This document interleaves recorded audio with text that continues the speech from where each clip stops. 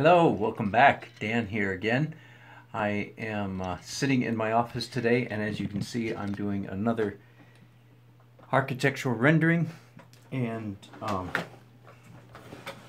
it is a decent way to make a living. um, Especially, it provides a nice break from most of the other work that I do. Here's by the way, pair of inexpensive white cotton gloves. I'm cutting the fingers off. You see me wearing this all the time. You never see me making the gloves, which consists of simply cutting off 3 fingers and a thumb so that I can do this. Okay?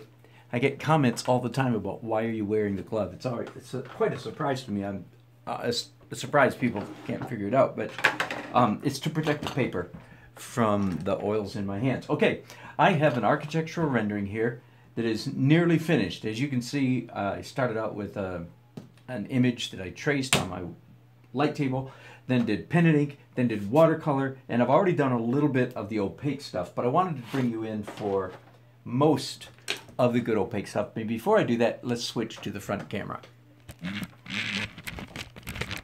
Okay, I'm going to make sure that you're pointed in a good direction.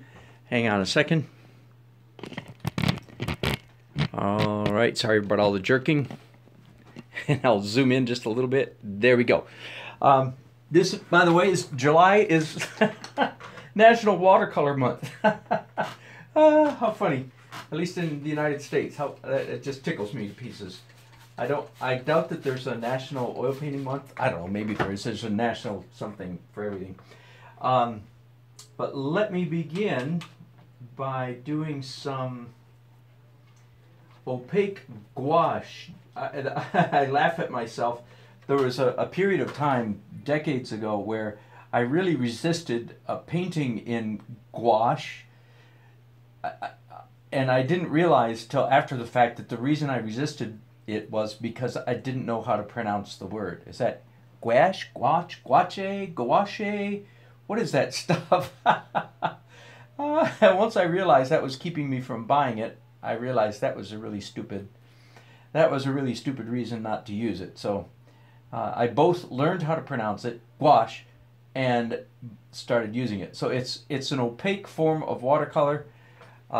Very favored by illustrators.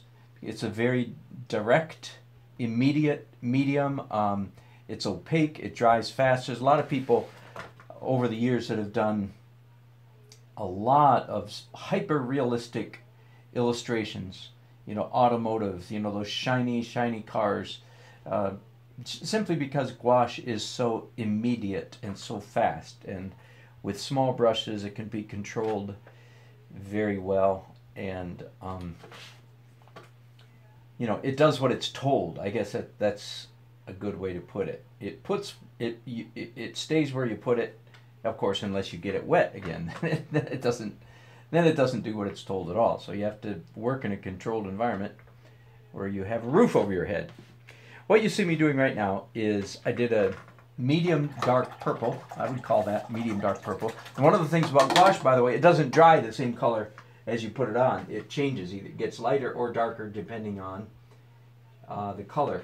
So that is a medium purple. Then it come back with a lighter color, violet purple. Ooh, I am not liking that.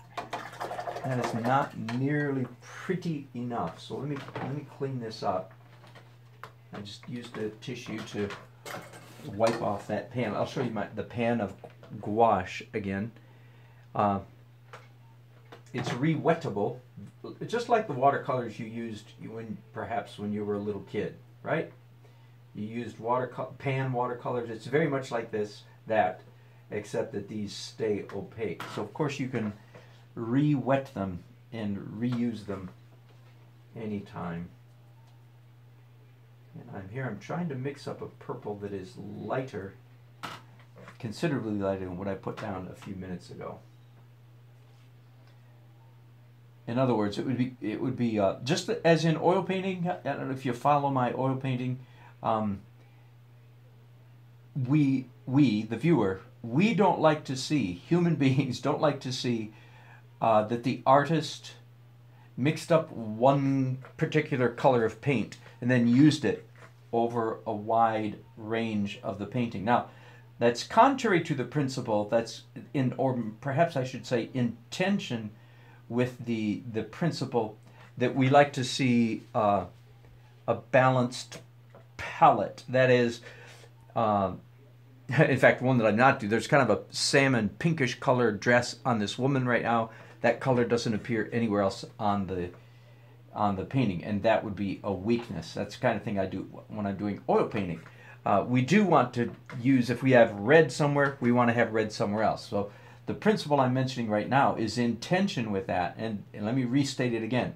We don't like to see that the artist mixed up some particular color on his brush and then proceeded to use that one color monotonously, if I may put it that way, over much of the painting. So the way to alleviate that, of course, is not to do it. But no, the more practical way is to put one color across like I did, purple, but then come back with another color, and perhaps even then a third color to go on top of that, and then we don't mind it so much.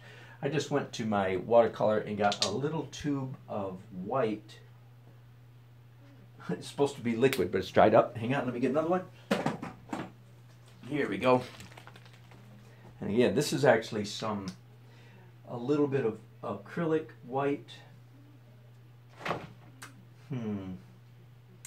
I'm looking for something to mix in. Here we go. I generally keep around little containers like this for this exact kind of purpose. I'm putting white in there. Why am I putting white? Because I want a third color of purple that is much, much lighter and a little bit pinker than what I have used up to this point. So what I want to give the impression that sunlight is hitting these flowers. Does that make sense? Light's coming from this way, of course, as you can see from the house. And so I'm going to make sure that most of my light colored flowers are to the left of the darker purple flowers. So here I am with my third color of purple, if you will, a little bit more pink, because I want to make it look like these are flowers. A couple things. Number one, this is a commercial illustration. As you can see, it's an architectural rendering. I personally, I don't think I would ever do this exact technique in a quote-unquote fine arts watercolor painting, in a regular watercolor painting. First of all, in most shows, I think watercolor, you can't use opaque. You're not allowed, or whatever. It's frowned upon in varying degrees depending on the association you're entering. Plus, it's a little bit, corny, contrived, overdone. I think perfectly appropriate for an architectural rendering. That's a very strange, don't ask me to prove that. If it's contrived and overdone, how come it's okay? Anyway, never mind, shut up.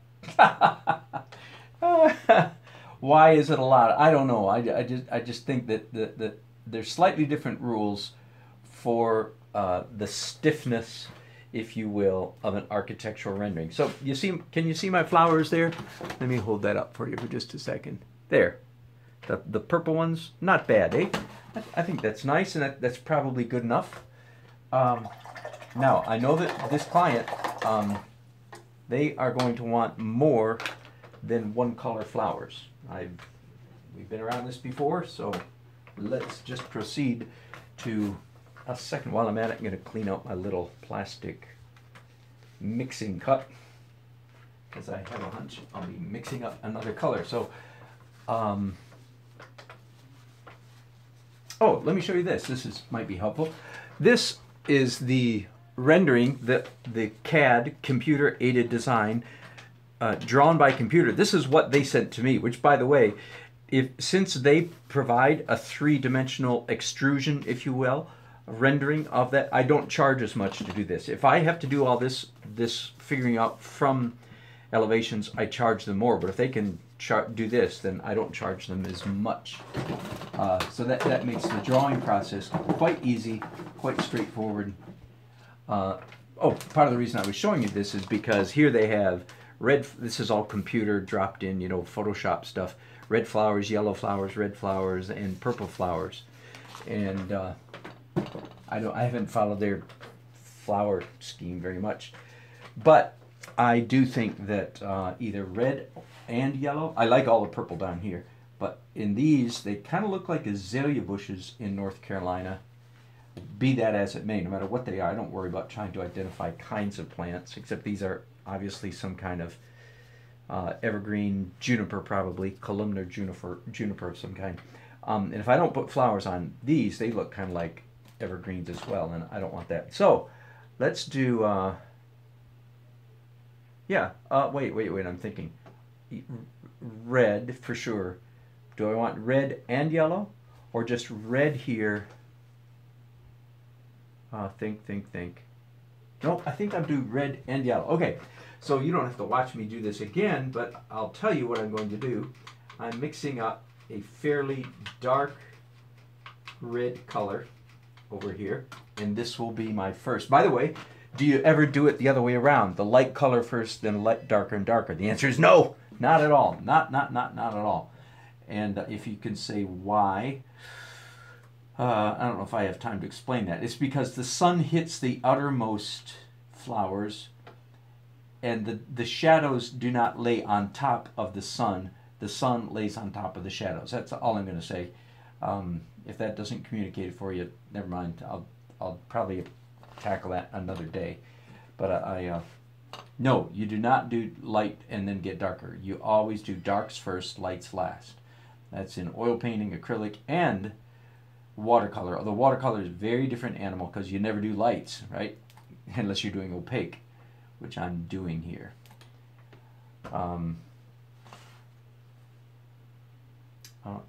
So this bush, should that bush be red flowers or yellow? I guess I'll do every other one. So that'll be yellow, and then this will be red.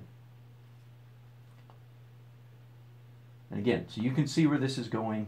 I'm going to mix up shortly another color of red that is lighter than this, and to the left of each of these splotches, I guess I'll do this bush over here as well. To the left of many of these splotches, I don't mean every single one, but generally speaking, I will do a lighter color red and then come back a third time, probably mixing with this again, and do a still just pink, even a lighter color red.